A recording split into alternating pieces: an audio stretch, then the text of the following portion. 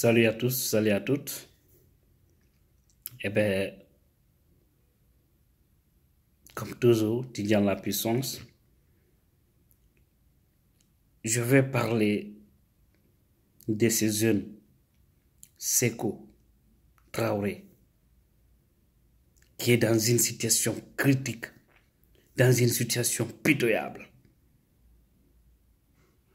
Et ce jeune Sékou Traoré,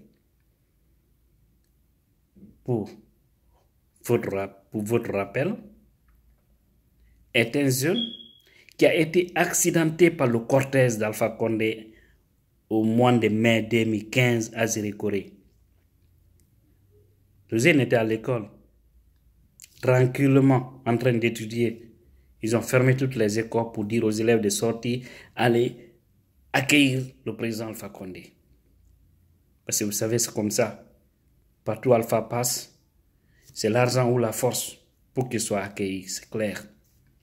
Et si ce n'est pas par l'achat de conscience, décaissant des milliards, déplacer des bus, des mabanans pour exporter et importer d'ailleurs des gens, mais il ne peut pas trouver de personnes, nous le savons bien. C'est pourquoi partout il va, il faut une grande préparation avant qu'il ne soit là. Parce que, qu'on le dise ou pas, c'est un président légal, c'est vrai, reconnu par la Constitution, mais illégitime parce que désavoué par la majorité des Guinéens aujourd'hui. Il n'est pas légitime parce que les gens ne le font plus confiance. Alors, ce jeune Sékou Traoré était venu pour ovationner, applaudir Alpha. Dans ça, son cortège a raflé le jeune et il a perdu ses membres. Un accident grave. Et depuis en ce moment jusque maintenant, et Alpha et son gouvernement, personne n'a pensé à prendre ce jeune-là, l'évacuer pour au moins traiter ses pieds. Aujourd'hui, c'est des cannes que le jeune a. Depuis 2015, ils ont implanté des fers dans ses pieds qu'on devrait enlever en 2016. Et jusque-là, le fer-là se trouve dans son pied. Il marche difficilement. Et ceux qui ont causé ça, c'est ceux qui dirigent aujourd'hui le pays, qui n'est autre qu'Alpha Condé et entourage. Parce qu'ils étaient en campagne. Ils étaient à la recherche, à l'achat de conscience des citoyens. Nous savons comment les choses sont passées. Mais au-delà de tout, vous avez causé le mal à quelqu'un, à un citoyen, qui était d'ailleurs venu vous applaudir. Et vous êtes informé, parce que ça a été médiatisé, ça a été parlé une fois.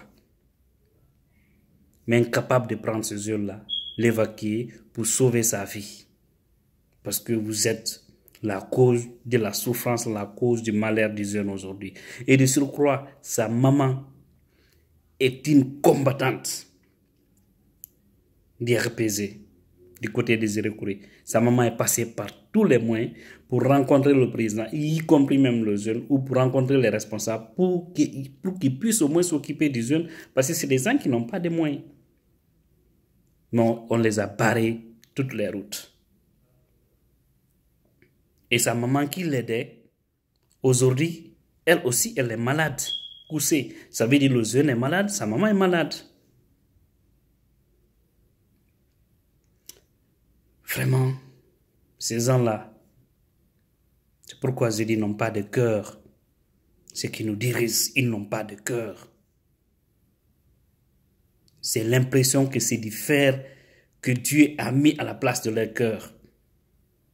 Parce que vous ne pouvez pas être la cause du malheur de quelqu'un, d'un jeune, et que vous soyez informé que vous avez accidenté le jeune, vous l'avez fait du mal, il a un problème de santé, vous refusez de l'évacuer. Par contre, nous connaissons ici des jeunes à Conakry. On les fabrique ici des faux papiers, des papiers médicaux pour les faire voyager au Maroc ou en Tunisie ou en France. Il y en a. Soit copinage ou copie. C'est extraordinaire. Et ça trouve que ces gens-là ne sont même pas malades, juste pour les permettre de sortir. Maintenant, celui qui a le vrai problème, dont d'ailleurs vous avez causé le président Fakonde et votre entourage à l'époque, rappelez-vous, ceux donc qui se sont rendus à Zérékouri au mois de mai 2015, vous avez détruit la vie d'un jeune. Aujourd'hui, c'est sa rencontre Alpha Condé. Il a tous les problèmes du monde. À chaque fois il vient à Sékou-Touré, c'est le même son témoignage sur nostalgie. J'ai failli pleurer. Qui l'ont bastonné avec son état. Il voudrait voir le président. Il voudrait voir au moins quelques responsables, comme les Bano, les Tibou et autres. Parce qu'on les a promis tellement. Mais incapable, impossible. Et qu'est-ce qui se passe? Ce sont ces gardes qui sont là-bas, qui l'ont bastonné avec son état. Mais écoutez, les gens là, est-ce que ça va chez eux? Est-ce qu'ils sont humains? C'est pourquoi j'ai dit, le plus souvent, ne pensez pas que c'est toute personne bénie qui peut avoir le pouvoir ou qui peut avoir à des prises de décision. Dieu peut mettre certaines personnes à des prises de décision, soit ministre, soit directeur, soit force de sécurité, c'est-à-dire leur donner une puissance sur cette terre pour pouvoir les punir demain.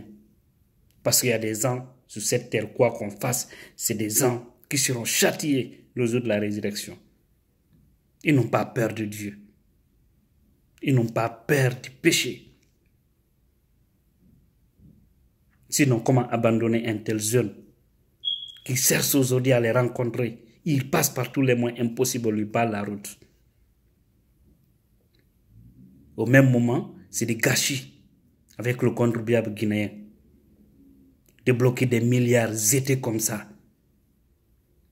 Et ce jeune-là, il ne se reste que le prendre ici, l'envoyer au Maroc pour sauver sa vie, mais ils ne le feront pas. Parce que déjà, la pitié a quitté leur cœur. Voilà les gens qui nous disent, c'est pitié. Je demande Dieu de sauver ce jeune, Sékou Traoré. Et je demande également Dieu de nous débarrasser des personnes pareilles, qui ne pensent qu'à eux et qui détruisent les autres. Que Dieu nous sauve et qui fait descendre sa pitié sur nous. Parce que quelque part, nous avons un problème avec Dieu. Mais quand il le dit, ça devient autre chose. Sinon, ce n'est pas des gens comme ça qui devraient gérer un tel pays béni et riche aussi que la Guinée. Mais si vous voyez, ce n'est que des gens comme ça qui continuent à nous diriger, c'est parce que quelque part Dieu est mécontent contre le Guinéen. Nous devons nous repentir. C'est ça la vérité. Je vous remercie.